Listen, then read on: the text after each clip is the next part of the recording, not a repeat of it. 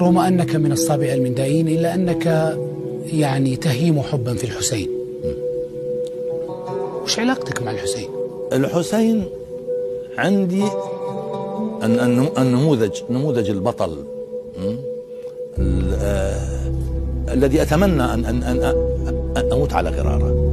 يعني قل أنه هذا الرجل في مسرحية الحر الرياحي ركض خلف موته وأمسك الموت بإيده ومات. وقل ما معنى أنه كل إنسان هو يموت بوقت محدد، لكن هناك فرق بين من هو يمسك موته وبين من يركض وراء الموت ويمسكه. أن تمسك أنت الموت أو أن يمسكك الموت. أو يمسكك. قدمت وعفوك عن مقدمي،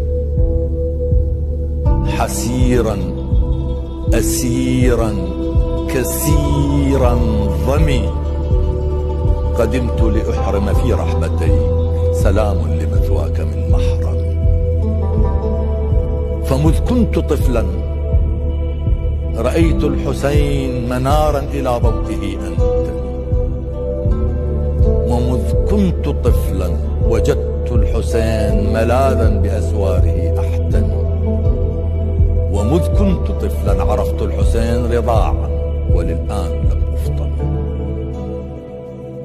سلام عليك فأنت السلام، وإن كنت مختضبا بالدم، وأنت الدليل إلى الكبرياء بما ديس من صدرك الأكرم، وإنك معتصم الخائفين يا من الذبح لم يعصم.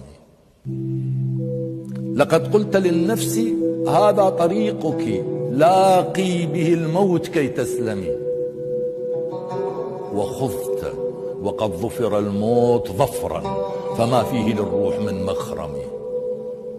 وما دار حولك بل أنت درت على الموت في زرد محكم من الرفض والكبرياء العظيمة، حتى بصرت وحتى عمي فمسك من دون قصد فمات وأبقاك نجما من الأنجم. هذه القصيدة طويلة من أكثر من 80 بيت، بس هي من قمم شعري.